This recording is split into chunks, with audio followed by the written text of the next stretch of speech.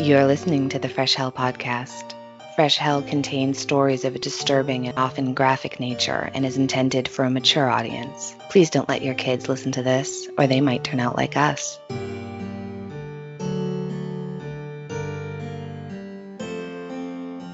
Hi, I'm Annie from Massachusetts, where the winters are long and the historical grudges are even longer. And I'm Johanna from Austria, land of beautiful mountains, questionable royal bloodlines, and excellent pastries. And we have more than just Sachertorte. And you're listening to your favorite international podcast, the podcast hosted by two women who think too much information is just the right amount. If we find it interesting, we'll tell you about it. We just happen to be a couple of highly inquisitive ladies, and that's what makes us good at trivia, right? Yeah, exactly. Before we jump back in, we wanted to take a moment to say a huge thank you to all of our patrons. Seriously, you are the only reason that we're able to keep digging into these stories in the way that we do. So, an extra special welcome to our newest Patreon patrons, and they are Tammy Smith, Jared Barton, and Bridget Bauer. Thank you so much. We're just so happy you're here. We really, truly appreciate your support so much. If you haven't taken a look yet, we have a few different tiers on Patreon. Early access to episodes, some bonus content, Fresh Hell stickers, and the occasional strange little surprise. We also have the Cinema Macabre series. If you want to watch that on Patreon, that is where Johanna and I watch, what's the right word, docudramas about real life cases. So we've so far done the series Candy starring Jessica Biel, as well as the series Welcome to Chippendales starring Kumail Nanjiani. Yeah, join us if you want a recap and breakdown of those true crime-inspired shows. So if you want to know more about that or any other way you could support our weird, independent little podcast, please listen until the end, because that's where we'll tell you all about that. As always, we thank you very much for listening and supporting and just being your very excellent selves. Because now it's time... Be excellent to each other. That's right. Now it's time to talk about the trailblazing woman that was Nellie Bly. The biggest source for this episode was, of course, Nellie's own words from her book, 10 Days in a Madhouse. Johanna, what did we discuss in part 1? Could you give us a very quick recap? Of course, and as always, if you haven't listened to part 1 yet, please go back and do that now. And for everyone else who needs a quick refresher after 1 week, and I promise I make it super quick. So, last time we talked about Nellie Bly's early life growing up in Pennsylvania, losing her father, dropping out of school, and refusing to settle for the limited life that was expected of her and of most women around the time. We covered how she wrote a letter to the Pittsburgh Dispatch that launched her journalism career and how she immediately pushed the limits of what women reporters were supposed to cover. She was going undercover to expose working conditions for women in Pittsburgh's factories, for example. When her editors tried to sideline her to the society pages, Nellie found a way out. She convinced them to send her to Mexico as a foreign correspondent. She spent nearly 6 months there, writing about everyday life, but also about social injustice and even government corruption, until she criticized the Mexican authorities a little bit too publicly and had to leave the country before they could arrest her. Back in Pittsburgh, it didn't take long for her to realize she had outgrown the Dispatch. So she packed up and moved to New York with no job lined up, no real connections, and almost no money. But she was determined to make it as a serious journalist. After months of rejection, she finally talked her way into an assignment at the New York World, Joseph Pulitzer's New York World. The plan? To fake insanity, get herself committed to the Women's Lunatic Asylum on Blackwell's Island, and to uncover the truth about what was happening behind those locked doors. And that's exactly where we're picking up today. Exactly. Now, before we get into what Nellie Bly actually did inside the Women's Lunatic Asylum, we need to talk about where she was going. because without that context, it's easy to miss just how dangerous her plan really was. Blackwell's Island sits in the East River between Manhattan and Queens. Today, it's called Roosevelt Island. You can take the F train subway to the Roosevelt Island station, the Roosevelt Island tramway, or the New York City Ferry Astoria line will take you there. Years ago, we did this on a trip to New York City. We took the tram. It's really pretty. Once you're there, you can stroll past nice apartment buildings, schools, and a fancy lighthouse. But in the 19th century, Blackwell's Island was basically New York's version of sweeping your human problems underneath the rug. The city used it as a dumping ground for anyone who didn't fit perfectly into the polite, prosperous image New York liked to sell to the world. There was a prison, a poorhouse, a charity hospital, a smallpox hospital, a workhouse, and of course, the Women's Lunatic Asylum, opened in 1839 and already infamous by the time Nellie Bly showed up in 1887. Some of you might remember the name Blackwell Island, because in our Paul and Lizzie Halliday episodes, you might remember that Paul Halliday's second wife, Hannah, died in the asylum. In theory, the asylum was supposed to be a humane place where mentally ill women could go to receive treatment, rest, and hopefully make a recovery. But in practice, it was something much darker. The conditions were horrific. The asylum was constantly overcrowded. It was designed to hold about 250 patients, but it regularly crammed in twice that many. There was almost no heating in winter and no ventilation in the summer. The food was barely edible, watery soup, dry bread, sometimes spoiled meat. Bathing meant being shoved into ice-cold water, often as punishment, not just hygiene. Medical treatment, quote unquote, was a mix of heavy sedation, isolation, physical restraint, and what we now recognize as just outright abuse. And the staff? Let's just say that the hiring standards weren't exactly rigorous. Some attendants were, of course, well-meaning, but overwhelmed. Others were downright violent, indifferent, or simply cruel. People who had no business being responsible for anyone, let alone vulnerable women trapped behind locked doors. Yeah, and it's important to remember not everyone in the asylum actually was mentally ill. Many women were perfectly sane, but had the bad luck to be poor, or homeless, or sick, or simply a little too inconvenient.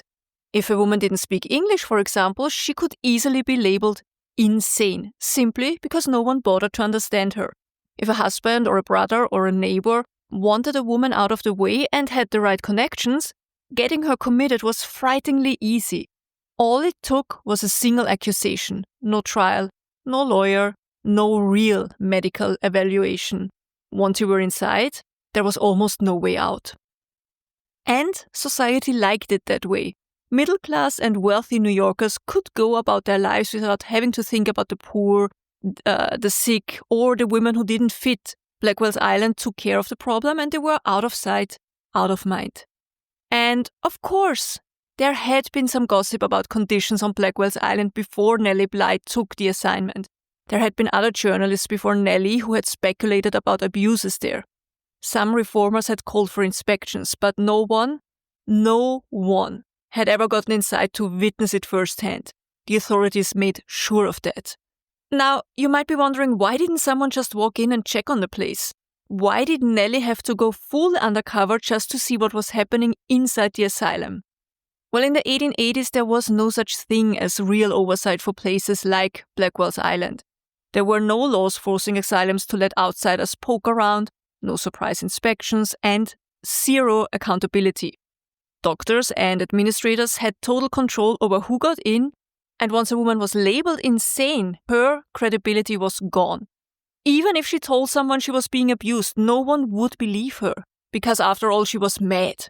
Mad, quote unquote. That's what the doctors said, and the case was closed. And doctors, they are authorities and they have to be believed, right? They wouldn't say something that isn't true. The truth was, most people didn't want to know what went on behind those locked doors anyway. Mental illness was treated like a dirty family secret. Better to just ship someone off and forget about it. City officials certainly didn't want journalists snooping around there either. That's why Nellie realized that there was only one way to find out what was really happening inside the women's lunatic asylum. She would have to get herself committed. Which brings us to why Nellie's plan was so dangerous. She was putting herself in a place where women were routinely mistreated, forgotten, and sometimes died without anyone ever asking why. Once she was in, she had to hope her newspaper would actually get her back out again, which was something she had no guarantee of. Because Blackwell's Island wasn't built to let people leave. It was built to keep undesired people confined, and in a way, to make them disappear. We have a few more interesting facts about the asylum itself. The architecture was classic early 19th century institutional design. Gray stone buildings, long corridors, barred windows. Originally, it was run on a Quaker-inspired model of moral treatment. Quiet, rest, and kindness were supposed to be the cure. Doesn't that sound nice? We can all need some quiet rest and kindness, Yes, I think. Absolutely. Unfortunately, by the time Nellie got there, the Quaker ideals were long gone. Patients were often locked in freezing cold rooms, tied to their beds, or forced into quote-unquote seclusion cells. If you acted out, even out of sheer terror, you were beaten, starved, or subjected to even harsher isolation. And many of the women Nellie would meet there were not crazy at all. They were poor Irish and German immigrants who didn't speak enough English to explain themselves. They were elderly women with dementia. They were sick women who had no family to care for them. And once they were labeled insane, that label stuck permanently. Doctors rarely questioned a patient's commitment. If you were brought in, you must be mad. If you protested that you weren't insane, that of course was taken as further proof that you were insane. Of course. Yeah.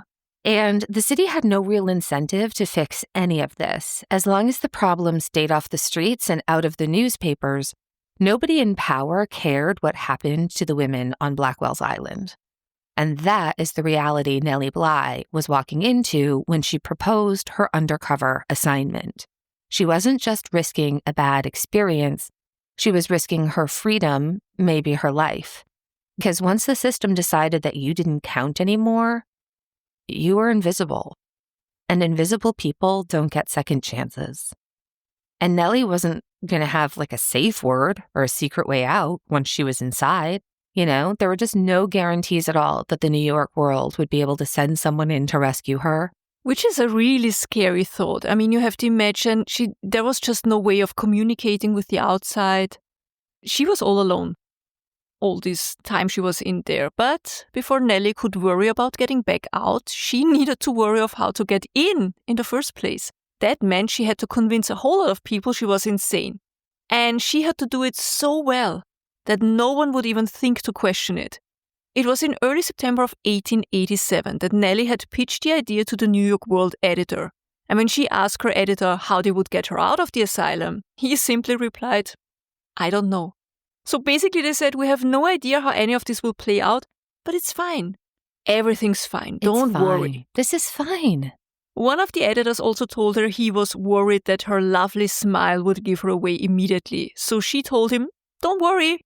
She would simply not smile anymore at all. She also remembered that she had read that insane people just stared a lot with big eyes and often without blinking. So she practiced that at home for a few hours. And then it was time for her to find the right place to start her performance. She chose a women's boarding house called the Temporary Home for Working Women, located on 2nd Avenue in New York City. The name sounded promising. Temporary, working, women. Perfect.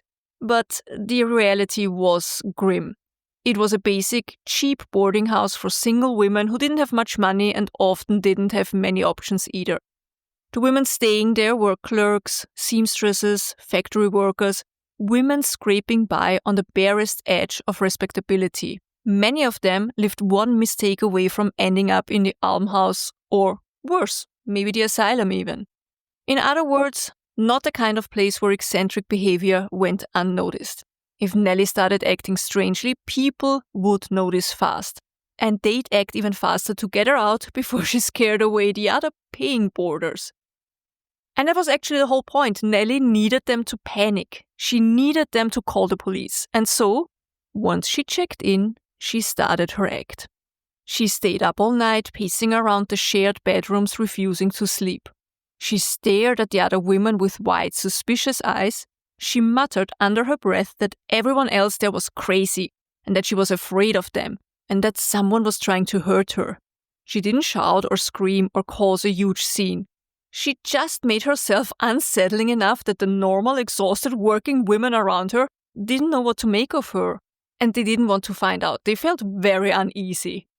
But there was one woman, one of the boarders. Nellie later described her as a kind and concerned woman, and she actually tried to help her. This woman, instead of being scared of her or mocking her like the others did, approached Nellie gently, asked if she was all right, and she offered to assist her if she was in trouble or sick. It's a small detail, but I think it says a lot. Even in a place where everyone was struggling just to survive, even when it would have been easier to turn away, someone was there and still reached out. Yeah. She was being kind to another human being, basically. That's right. Nellie later said that this almost broke her cover because she had to steel herself not to respond normally, not to drop the act and say, thank you. Instead, she just stared blankly, murmured nonsense, and pulled away. The rest of the women weren't as charitable. They whispered about her, they avoided her, and pretty soon someone made the decision Nellie had been waiting for. They called the police. And the officers who arrived didn't waste much time trying to figure out what was going on. They saw a young woman acting oddly, talking strangely, refusing to explain herself.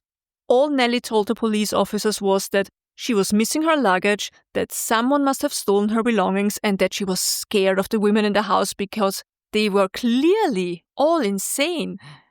The residents and the substitute matron explained that the woman who called herself Nellie Brown, I think she used the name in the book because she said it would explain the initials on her belongings, the Nellie Bly, Nellie Smart. Brown. So they said that Nellie Brown had arrived the evening before without any luggage and that she had acted strangely ever since.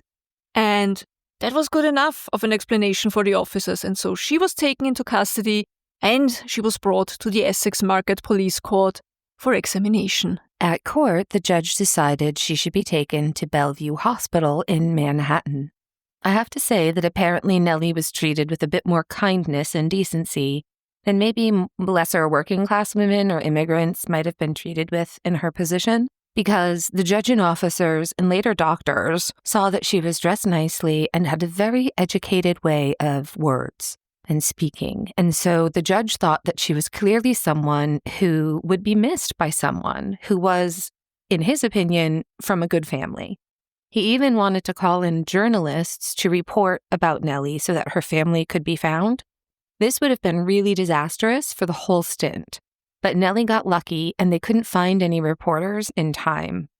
So instead she was taken to Bellevue, where Nellie faced a series of doctors, the so-called experts, who were supposed to determine if she was truly insane or not.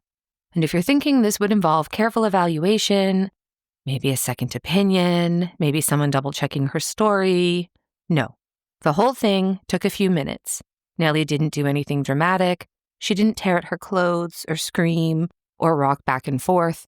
She kept it simple. She acted confused, scared, wary of everyone around her, just enough to trigger the biases and assumptions that the doctor already had. I'm starting to think, because remember, like in cases like Lizzie Halliday, she was overdramatic, Yes. right?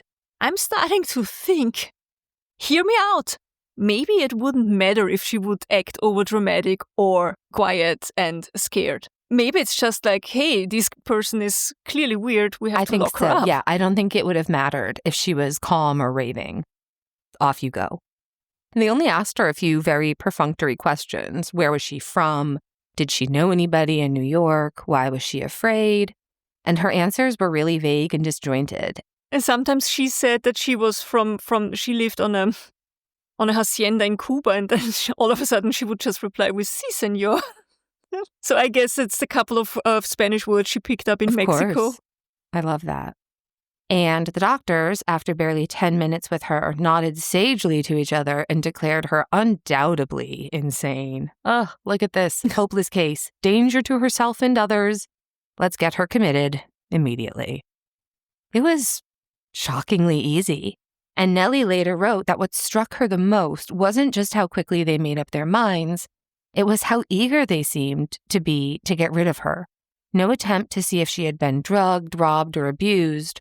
All real dangers for young women in New York at the time. They simply wrote her off. From the boarding house to the police station to the courtroom, the entire process took about 48 hours. 2 days to go from new girl at the boarding house to officially insane girl with a one-way ticket to Blackwell's Island. And to be fair, even though it was exactly what Nellie needed and wanted, it was also terrifying because now that the machinery was in motion, there was no easy way to stop it. I'd say there was no way to stop it. She wasn't a reporter anymore. She was Nellie Brown, the hopelessly insane girl no one wanted to deal with. While waiting for transfer to Blackwell's Island, Nellie had plenty of time to observe the other women locked up around her. Some were clearly suffering. They were scared, confused, lost in their own minds. But others seemed heartbreakingly sane. There were women who spoke lucidly, begged to be released, tried to explain themselves, and were met with cold stares or worse, open mockery from the staff. One woman, Nellie reported, was a woman who had worked as a servant until she had suffered a breakdown from being overworked. She had lost her position, had moved in with her brother, and this brother, unable to afford to support her, he simply had her committed to Bellevue. She said there was nothing wrong with her mind and that she had tried to explain this to the doctors, but they wouldn't listen to her. That is such a night. Like, that is... It's so horrible. Can you imagine? You have a job in a household. You are overworked and abused until you suffer a nervous breakdown from the overwork and abuse. So you go to your brother for a bit to like rest and recover and find a new job, and he commits you to an insane asylum. Yeah. And that basically meant you're in there for life. I mean, I can't... Yeah. Talk about nightmares. The nightmares are coming up because the first night at Bellevue was horrible. There was no heat to speak of for bedding. Nellie was handed 2 thin, worn-out blankets. The fact that she was handed 2 instead of 1 blanket was already a rare act of kindness, the nurse explained to her, and Nellie realized something chilling. She wasn't just pretending to be trapped anymore, she was really trapped. She tried to keep herself warm in her bed, lying on an oilcloth and wearing only a thin, short flannel nightgown. Her clothes, they had all been taken away from her before she went to bed. By the way, an oilcloth was exactly what it sounds like. It's a heavy cloth soaked in linseed oil to make it waterproof. It was usually slept over mattresses to keep bodily fluids from soaking in, and Nellie later wrote about how the oilcloth felt like freezing cold to the touch and stiff and unyielding and smelling faintly of old oil and dampness, and it didn't warm her so much as trap whatever miserable scrap of body heat she could generate. Imagine sleeping under a raincoat someone forgot to wash, and that's about the level of comfort Bellevue offered. Ugh, miserable. And the food wasn't any better. Meals were barely recognizable. Thin, watery broth, stale bread, sometimes a piece of spoiled meat that was more gristle than anything else. Hunger gnawed at her constantly, but the smell and taste of the food were enough to make her gag. So the nurses would then offer her a glass of milk and some crackers. During the day, several reporters would be asking for Miss Nellie Brown because the judge back at Essex Market Police Court had ordered that her name be published in the newspapers, just in case any family might come forward to claim her. The Sun sent someone to check if there was a story there, a missing daughter, a runaway, maybe even a wrongful commitment, but when the reporter asked the staff about her, they waved him off. Hopeless case, they said, delusional, dangerous, not worth wasting any time on. Nellie, staying perfectly in character, responded to reporters' questions with the same vague confusion she'd used on the doctors. I'd love to read you just a short excerpt from Nellie's book that made us laugh. Nellie writes, quote, I had hoped to get some rest on this, my first night in an insane asylum, but I was doomed to disappointment. I heard someone at the door inquiring for Nellie Brown, and I began to tremble, fearing always that my sanity would be discovered. By listening to the conversation, I found it was a reporter in search of me, and I heard him ask for my clothing so that he might examine it. I listened quite anxiously to the talk about me and was relieved to learn that I was considered hopelessly insane. That was encouraging. Then came other troubles. All night long, the nurses read to one another out loud, and I know that the other patients, as well as myself, were unable to sleep. Every half hour or hour, they would walk heavily down the halls, their boot heels resounding like the march of a private of dragoons, and take a look at every patient. Of course, this helped to keep us awake. Then, as it came toward morning, they began to beat eggs for breakfast, and the sound made me realize how horribly hungry I was. Occasional yells and cries came from the mail department, and that did not aid in making the night pass more cheerfully. Shortly after this, a handsome young doctor made his appearance, and I was conducted into a sitting room. "Who are you?" he asked. "Nellie Moreno," I replied. Moreno is brown in Spanish. "Then why did you give the name Brown?" he said. "What's wrong with you?"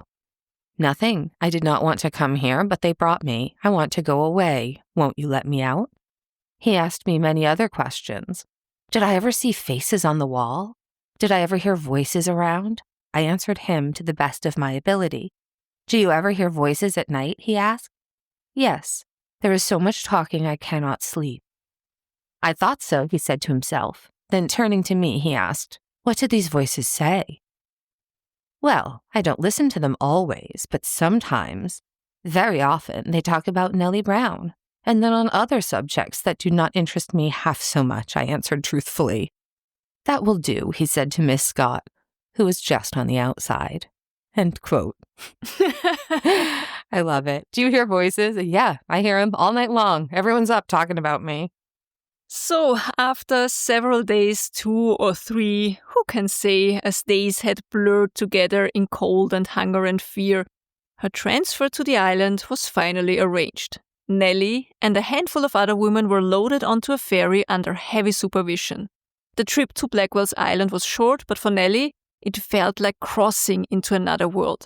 Manhattan's skyline faded into the mist behind them, and ahead was the looming stone bulk of the asylum. As Annie said before, grey. How did you call that? 19th century, institutional architecture? Yeah, 19th century institutional architecture. Grey. Grey, cold, and utterly That's right. indifferent. And as the ferry bumped against the dock and the asylum gate swung open, Nellie asked one of the orderlies, "What is this place?" And he replied, "Blackwell Island, an insane place where you'll never get out of." That's kind of mean. It's mean. And I'm sure he also said it in kind of a creepy way. Whoa, Yeah. voice. Yeah, I'm sure. So then she was in. And inside the asylum, the admission process was as impersonal as you'd expect. The women were lined up, stared at, and quickly moved along a mechanical chain of nurses and doctors. No one asked real questions. No one wanted to know if they were scared or sick or desperate to explain themselves. They were just bodies to be catalogued. Nellie later wrote about how, during admission, any shred of individuality was immediately stripped away. You weren't a person anymore, you were a patient number, you were a bed assignment, a mouth to feed, barely. Then came the initial medical examination. It was quick, cold, and entirely for show. A doctor who was more interested in flirting with the young nurse than in his patient gave her a cursory physical, a glance here, a nudge there, and once again she was confirmed as hopelessly insane. No serious questions about her background, no careful evaluation of her behavior. The doctors weren't trying to understand the women, they admitted. They were trying to move the line along. This also explains this they describe it as a medical evaluation or a medical examination, but really it's not at all. No. But it does give, I think, more information as to how Lizzie Halliday was able to hide so much stuff on her. Probably. They're not really searching anybody. Although I think I'm still baffled about the Lizzie Halliday hiding stuff on her, because that was the sheriff's wife searching her, even. A bunch of, there's a few different. That's the kind of, that's true. they would be interested in getting everything off of her, all the weapons and yes. You'd think. Just nothing. The thing about the doctor flirting with the nurse, that part in the book also made me laugh a lot, because Nellie Bly describes how the doctor barely looked at her and the nurse was measuring her height, and then the doctor asked the nurse, well, what's the height? And she's like, oh, I can't possibly read it. I don't know how to read numbers. You have to come and look for yourself. And then the doctor and the nurse were constantly like laughing, flirting. I'm like, what the hell? That's the worst kind of flirting. The kind where you pretend to be ignorant about everything. Yeah. And that's somehow I need a big, strong doctor to help me because I'm such a stupid young nurse. Like, please stop. I'm such a silly girl. I don't understand how numbers work. I mean, I maybe shouldn't be the one saying that quote because that's fair. But I can tell height. I'm sure she was quite capable of reading numbers on a scale. Right. Yeah. So then, once Nellie was officially processed, she was marched into one of the communal wards. I think she was in one ward with 45 other women. And there were rooms. There were some single rooms, and then there were other rooms with up to 6 people sleeping in there. So there were rows of iron-framed beds. And the windows, they were small and letting in very little light. And the air inside the asylum was so cold. Newly arrived women like Nellie were thrown into these wards alongside women who had already been worn down by months, sometimes years of mistreatment and neglect. And the atmosphere was heavy with despair. Some women sat silently, rocking back and forth. Others lay motionless in their beds. They were just staring blankly at the ceiling. And Nellie realized with a sinking heart that this was not a place meant for healing. This was a place where hope came to die. It also became clearer and clearer that her mission was to give a voice to these women who, without a fair trial, had been locked away for life. This wasn't any longer just about exposing bad conditions or writing a shocking story. It was about revealing a system that didn't protect or help the vulnerable. It actively destroyed them. Nellie's mission was to make the public understand that these were not nameless, faceless, quote-unquote, mad women. These were daughters, sisters, mothers, human beings society had decided were easier to forget about than help. Daily life at the women's lunatic asylum on Blackwell's Island was a routine, if you can call it that, built entirely around survival and submission. Every morning began with the same brutal ritual, the cold bath. There was no warm water, no privacy, no kindness. Also, there were just 2 towels for 45 women. Ugh. Oh, and also there were often cold baths in the evening before we were sent to bed. And I think in her first night in the asylum, Nellie was washed in an ice cold bath and her hair was washed with soap. And then they just put her to bed with soaking wet hair. And she was wet under her nightgown. And she said the next morning she woke up and her hair was completely matted. Yeah, the cold baths weren't really about hygiene. These women would be shoved fully naked sometimes into tubs of freezing water, and they'd be scrubbed harshly with rough cloth, and they'd be made fun of while they were crying and shivering. It was not about cleaning people. It was about control and punishment. And if you fought back, screamed, or resisted, or even if you just cried too loudly, you were punished even more. And breakfast wasn't any better. The food served to the patients was barely recognizable as food. Most mornings, it was a thin, greasy broth floating with scraps of mystery meat and rotting veg. Sometimes there was stale bread so tough it could chip a tooth. And during mealtimes, women were herded into large, freezing cold dining rooms and made to eat in silence. Any attempt to speak, even if you wanted to ask for more, would earn you a slap or a shove, or worse. Silence wasn't just encouraged at Blackwell's Island, it was enforced. The rule was simple. If you spoke, you'd be punished. The women sat in long rows, walked silently through halls, sat wordlessly in the day room. Even a whisper could bring you a harsh rebuke. And if you broke the silence more than once, the consequences got harsher. Isolation, beatings, or being tied to your bed. And speaking of freezing, the women in thin clothes were often forced to wait in line in front of open windows for 10 to 30 minutes at a time before they were allowed into the hallways or the dining room or into their wards for no real apparent reason at all except to make them uncomfortably cold. Yeah. Also, Nellie talked about how other patients would steal your food if you wouldn't be careful. As Annie said, the food was just inedible.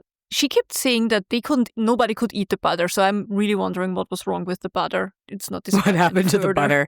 Was it just rancid? But I mean, you can eat rancid butter if you're hungry.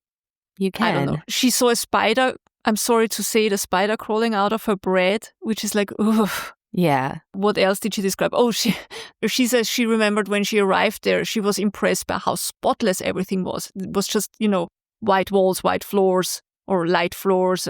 Everything was white and it was all spotless. And she thought, oh, the nurses have to do a lot of work here to keep this space so spotless. But then she realized, it's not the nurses doing anything. It's all the patients. The patients were forced to scrub the floors and keep everything clean and to sew the uniforms for the nurses and this kind of stuff. Yeah.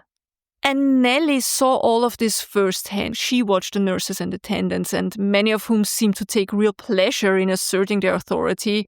They would yank their patients by their hair, they would slap them across the face, they would shove them onto cold and hard benches, and the patients were forced to sit there without being allowed to move. Some of the staff were indifferent, too tired or overworked to care, but some of them were cruel in ways that were casual and constant. Like schoolyard bullies who had been handed absolute power over people who couldn't fight back. Oh, yeah. It is no surprise that sadists often would seek these kind of employment positions out. Absolutely. And it's funny. It still happens. I was telling my brother, the cop, about somebody an acquaintance of mine years ago, wanted to go into the army and he failed the psych eval. So he tried to join the police, but he failed the psych eval. So then he tried to become basically one of these people. All he wanted to do was hurt people. Yeah. And fortunately, they kept catching the fact that... Oh, that's good. Then at least the system exactly. worked there. Yeah. It did. It really did. It really did. But my brother was like, yeah, that happens more than you'd know. There are... Yeah. I'm sure also people who work in meat factories, but that's a whole horrible other discussion. Yeah, well, and I'm sure your husband must experience that on occasion in the army. If you're in the military, you're going to meet people who are in it for... hospitals. Yeah. Retirement homes. Like nursing homes where people are really depending on you and there's nothing you can do about it. It's really elder abuse. It's horrible. It's the worst. Yeah. And also on Blackwell's Island, Nellie said that if people complained about the food or that they were freezing cold, the answer would be, well, this is charity and you should be thankful for what you get. And all of this wasn't just about the physical abuse. This was also kind of emotional erosion, the constant reminder that you were helpless, you're voiceless, you're worthless. Every single day from the moment the women woke up to the moment they collapsed into their cold iron beds, the system was working to grind them down. And it didn't take long for Nellie to start seeing the pattern. Many of the women locked up with her weren't insane at all. They were women like her. As we said, poor, isolated, whatever. They were vulnerable. But who had been accused of madness by whoever. Family members, neighbors, employers, husbands. They wanted them out of the way. Or who were immigrants who had committed the crime of not speaking English fluently. And that's also one of the occasions Nellie describes. There was a German immigrant and there was a nurse who very clearly spoke German, and the doctor kept asking her, can you translate what this woman says? And the nurse kept repeating, I speak barely German and I don't understand her, just because she didn't want to. And this was the German woman. She had been labeled insane because she couldn't answer the questions in English at her court hearing. Another woman had been committed because she was poor and homeless and had dared to sleep on a park bench. There was no evidence of violence, no delusion. She wasn't a danger to herself or others. She was just inconvenient and nobody wanted to really look at a woman sleeping on a park bench because she's homeless. Nellie also met some elderly women who were suffering from physical illnesses like arthritis or Annie mentioned it before, dementia, untreated infections, and they had been thrown into the asylum because no one wanted to care for them. Once inside, these women were treated exactly the same as everyone else. They were frozen, starved, punished, ignored, and they wouldn't get any medical treatment. No physical therapy, no medication, nothing. There was just neglect until their bodies and minds gave out. And of course, the longer they stayed, the worse they got. I mean, that's obvious. Nellie saw women who had been coherent and rational when they arrived, and then they started slowly to unravel. After days of freezing baths and hunger and sleep deprivation and isolation, even the strongest spirits, they crack. Can you imagine going through this for days, weeks, months, years? No, I would not do well in this at all. No. Some women stopped speaking altogether. Some were just rocking back and forth silently the whole day. Some began talking to people who weren't there. And so Nellie realized the real horror of Blackwell's Island. This wasn't a place where people were cured. This was a place where insanity was actually manufactured. You could take a perfectly sane woman, trap her in that system, and within weeks, maybe even days, she would start to completely lose herself. Nellie never lost sight of why she was there. She was working, gathering evidence, paying attention. Of course, she couldn't take notes for obvious reasons, so she had to memorize everything. Names, schedules, faces, conversations, interactions, the attendants that slapped patients for speaking, the nurses who mocked women who were old or too sick to defend themselves. She counted how many hours women were forced to sit silently on cold benches. She remembered how long it took for the food to arrive, how often it was inedible, how patients who didn't eat fast enough were punished. Nellie also carefully observed the quote-unquote treatments that passed for psychiatric care at Blackwell's Island. There were no therapy sessions, no attempts to diagnose, no rehabilitation. Women who cried were labeled hysterical. Women who protested were labeled violent. Women who did nothing at all, who simply sat and waited, were classified as hopeless without a second thought.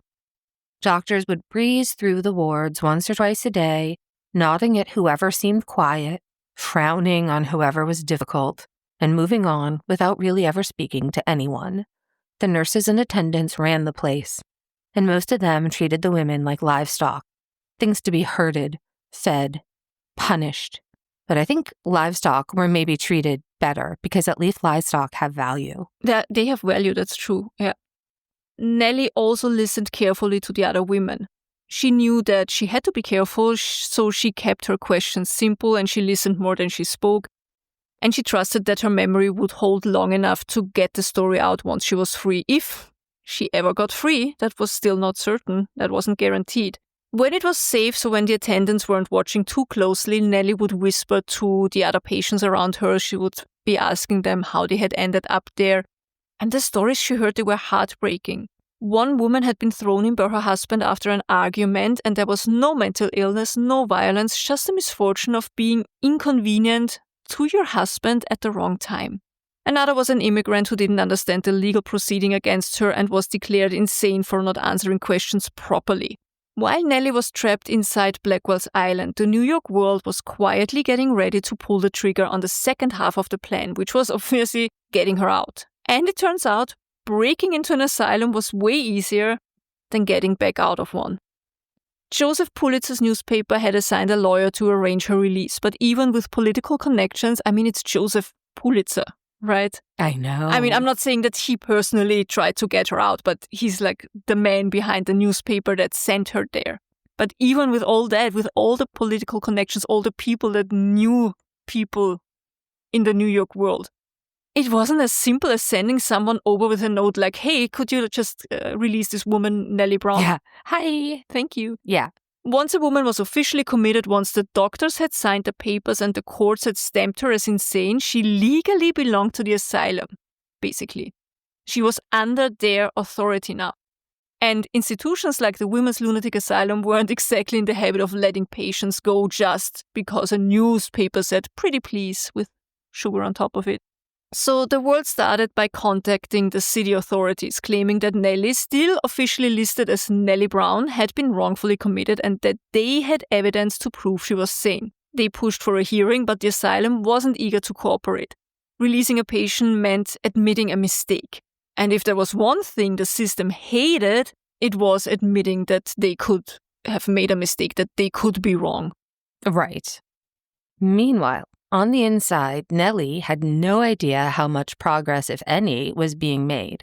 All she knew was that the days were starting to blur together more dangerously. The freezing baths, the silence, the terrible food. It was psychologically corrosive. And Nellie knew that if she stayed much longer, it wouldn't matter that she had gone insane. Nellie recognized that Blackwell's island could do the same job to her it had done for so many women before her. It could break her. Back outside in the real world, the newspaper, The World's lawyer was pushing harder. He managed to arrange a formal hearing in front of a judge, arguing that Nellie Brown deserved to have her sanity reevaluated. Not because they cared about Nellie Brown specifically, but because someone important was pulling strings behind the scenes. That is what it took: political favors, behind-the-scenes negotiations, and the looming threat of public scandal if the World went ahead and published their story. Finally, after about 10 days locked inside, Nellie's rescue was authorized. 2 city officials came to the asylum with orders to bring her back to court. The staff at Blackwell's Island were not happy about it. They stalled. They said she wasn't ready to leave. They insisted that she was clearly insane. But the paperwork was in place. When Nellie was finally told she was being released, she didn't celebrate or break character. She knew better. She acted confused, cautious, wary, just the way she'd been acting since the beginning. It wasn't until she was outside of the gates, on the ferry back toward Manhattan, that she finally allowed herself to feel it. She had done it. She had survived. And she had the story. But even in that moment, Nellie wasn't thinking only about herself, because she knew exactly what she was leaving behind. She was getting out, but the women she had met inside, the sane women, the sick women, the ones who had no newspaper fighting for them, were still there, still trapped, still at the mercy of a system that would chew them up and forget them. And I think this is the moment to stop for this week. And then next week, we're going to talk about the publication of her book, 10 Days in a Madhouse. And then we're going to travel with Nellie around the world in a mere 72 days. This woman did a lot. It's impressive. She did a lot. Yeah. She did a lot. I told my husband a little bit about her, and he was like, that's an overachiever. Yeah, she definitely was. For sure. Do you have something good this week? Yes, I have something. This week, I ate my first regional strawberries of this year. Oh, that's exciting. I love them. And they were strawberry season is here. Yay. And that's it. That's my something good this week. Strawberries. They were delicious. They were huge and sweet and smelled like strawberries should smell. You know, these kind of strawberries, I don't know if you have the same problem over there than we have here. So lots of, this kind of, I only buy strawberries during strawberry season, right? Regional. I try to avoid imported fruit. I'm trying to avoid fruits and vegetables to buy it out of season. So I'm trying to stick with that. And anyway, the strawberries that you get out of season here, they taste like nothing. Like nothing. They're just water shaped into strawberry form. They don't even smell like strawberries. So I'm always excited for strawberry season. That's why. I understand that. Well, mine is something similar, I guess. Did I talk yet about my colonoscopy? Did I tell everybody about that? I remember saying I was going to have it, but I can't remember if we talked about the results. Yeah. So the results were that my, I'm knocking on wood, literally, because my Crohn's disease, I am in my first remission in 20 years. Yay! Yay! So good. So I have been very slowly, gradually, tippy-toeing back into the world of fruits and vegetables. And I have been eating a lot of pickles, which are so yummy, and grapes and melon. I've been eating fruit. So yeah, I'm pretty excited to eat some strawberries, actually. It's been a long time. I hope you're going to get real good strawberries. Nice. As your first strawberries in a long time. Yeah. Like strawberries are Such a treat. And my best friend grows them in pots on her porch. She just has big pots and she grows strawberries in them. My mom has a medium-sized strawberry bed in her garden. And last year she harvested 10 pounds, 5 kilos, a little bit over 10 pounds of strawberries. There's a place on the Cape. Trying to remember now if it's in Orleans or Brewster. I think it's in Brewster, but it might be Orleans. And it's there's a strawberry patch where you can, there used to be a store called the Strawberry Patch, which had really, really fun, like handmade crafty stuff and antiques. But then there was an actual strawberry patch. And we used to go once a year as kids and just, I used to love strawberry picking and eating all the strawberries. Could you pick yourself? Yes, pick your own. Yep. I used to love to do that as a kid. Yeah. I'm excited. I'm excited to eat fruits and vegetables, everybody. I'm really excited for it. All right. If you liked this episode, or if you just enjoy what we do in general, we would love it so much if you would take a moment to rate and review Fresh Hell Podcast wherever you listen to podcasts. It's free. It only takes a moment, and it really, really helps other people find the show. It also kind of keeps us going. Like if you want to help keep us going, because Johanna can't see a lot of the reviews that are published in the US, so I'll always take pictures and send them to her. So we do actually look at all the reviews, and it really does make our day when you just say hi or tell us something you enjoyed or whatever, Yeah. Also the YouTube comments, the Spotify comments under each episode, it really means so much to us. And now we can even reply to Spotify comments, which is so exciting. It's so exciting. Absolutely. And don't forget to like and subscribe on YouTube. Yeah. Speaking of Spotify and YouTube, you can also subscribe to us on Spotify and YouTube. How would you call that? Subscription? Subscribe to the subscription. You know what I mean? That bonus content stuff where you get early access to our weekly episodes and other bonus content now and then. And if you want even more of us, if you can't get enough of us, you can find early releases, bonus content over on our Patreon. Just go to patreon.com, search for Fresh Hell Podcast. We're going to have our next get-together on 5th of May. That's going to be fun. As Annie said, we finished Welcome to Chippendales recaps, and we're now going to start with Inventing Anna. And then we're going to see where we go for there. Okay, that's exciting. If you're interested in supporting us monetarily, but you're not really able to commit to an every month situation, you can totally send us a one-time or as often as you like donation to our PayPal account, which is freshhellpodcast@gmail.com, and that will get to us that way. I used to be more likely to do that than to join a Patreon when I listened to podcasts, so I just thought I'd mention it. No pressure. You don't have to donate anything, but we do appreciate it.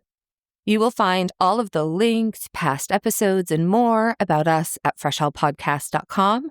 You can also, of course, email us at freshhellpodcast@gmail.com. We love to hear from you. Yeah, all the ways you want to get in touch with us, you'll find on our website. And if you want to keep up with what we're working on or just hang out with other listeners who are also too far gone to turn back now, come find us on Facebook in the Fresh Hell group and or the Fresh Hell Facebook page. That's right. Just the nicest group of weirdos on the internet, honestly. Just such a cool group of people. And finally, if you like what you're hearing, the best thing that you could do is tell a friend. Just tell everyone. Tell everyone you know to listen to us, please. Word of mouth is everything for an indie podcast like ours. Yeah, and if you're already working on telling others something, then also please tell your pets we said hi. Hug them, cuddle them, treat them well, treat them with kindness, treat other human beings with kindness, and remember from time to time to treat yourself with kindness, which can be so. Yeah, that part is tough. This is a reminder to check your laundry. You might need to turn that over real quick. And just remember, if you're going through hell, keep going. Tschüss. Bye.